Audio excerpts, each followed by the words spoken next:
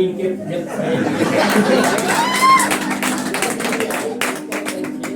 आप जानते हैं कि ये सब होता है अभी उनको प्रणाम ये छोड़ते हैं लेकिन उनकी क्षमता को प्रणाम करते हैं। मैं लड़कों जी ने कहा कि बाबा नहीं मानते ब्याज के साथ वो वापस तो करो। एक बार ये जा रहे आगे आगे उनकी एक लड़की जा रही लड़की ने कहा देखो तुम्हारे पीछे हमारी माँ आ रही हमारे पीछे पीछे ना आओ। तो उन्होंने कहा कि तुम्हारी माँ के पीछे हमारे पिताजी आ रहे हैं। तो ऐसा नहीं बढ़िया ये सब खानदानी काम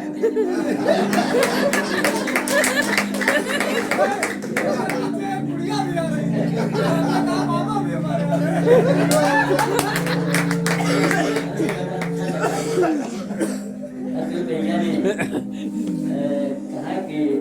मैं आ रहा हूँ और दादाजी के साथ में तो मैंने कहा कि ठीक है कब का सम्मान क्या किया जा सकता है कब का सम्मान यही है कि अच्छे श्रोता मिल जाए ये मेरा विश्वास है कि हमारे गांव के श्रोता साहित्यिक श्रोता है अगर साहित्य मैं आप सबका आभारी बड़ा कार्यक्रम जब कभी होगा तो आपको फिर ये सब मिलेंगे। मुझे आदेश हुआ है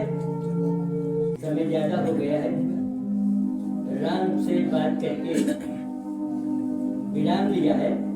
मैं एक दो छंद राम के नाम और फिर एक छोटी रचना आपको मुस्कान दे करके मैं फिर अतुल जी को कहा गया है कि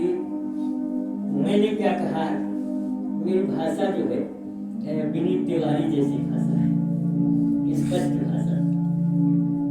कि कभी कृष्ण जन्मभूमि अपनी बताते और कभी कहते हैं विश्वनाथ धाम कभी कृष्ण जन्मभूमि अपनी बताते कभी कहते हैं विश्वनाथ धाम नहीं लीजिए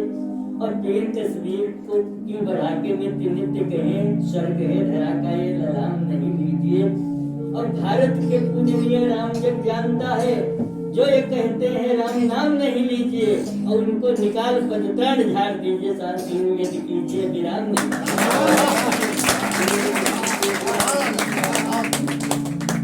और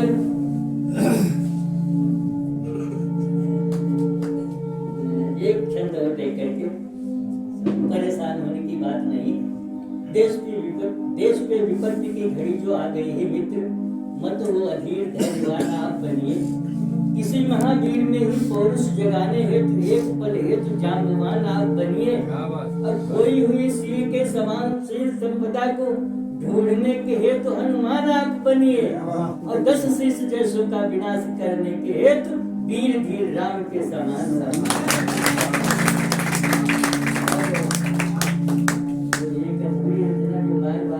एक बंद पढ़ रहा हूँ सरकार के नाम जो मैंने प्रश्न किया सरकार से कि नहीं पूछता या बंदी कैलाश मुक्ति कब पाएगा नहीं पूछता या बंदी कैलाश मुक्ति कब पाएगा नहीं पूछता कश्मीर सब कब अपना हो पाएगा ये अलगाव बाद के बादल और कब तक छाएंगे नहीं पूछता खालिस्तानी कब तक शोर मचाएंगे सिर्फ प्रश्न है एक दीजिए उत्तर सही जुबान में और कितना हिंदू और मरेगा अपने हिंदुस्तान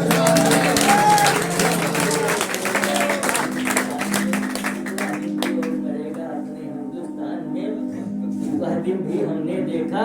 जब शांगा की शमशीर गई रानी लक्ष्मी गई साथ में झांसी की तस्वीर गई चढ़ा चिंतु मानसरोवर हिंगे की जागीर गई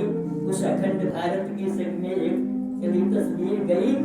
और चला क्या जाएगा बोलो पाकिस्तान में वो कितना हिस्सा शेष बचेगा मेरे हिंदुस्तान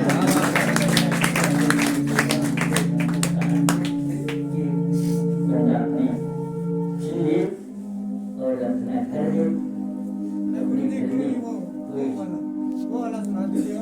पर मैं क्यों नहीं लिखता,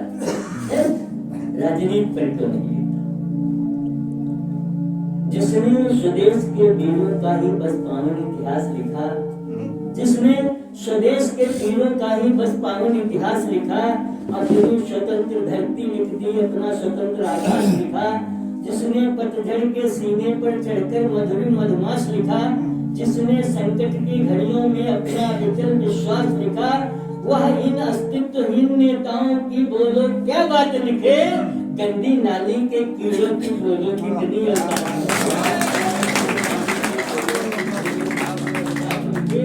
जिसने लेखनी उठाई तो भारत का उन्नत भाल लिखा, वीरों की चाल चला लिखने तो उसमें बस भूचाल लिखा, जिसने कालिया नाग के भी फन पर नाचे गोपाल लिखा, सिंहों के दांत गिना करता हुआ वीर भरत सा लाल लिखा, और उसी लेखनी से कौओं की जुड़ती हुई जमात लिखे, अथवा उल्लुओं गधों की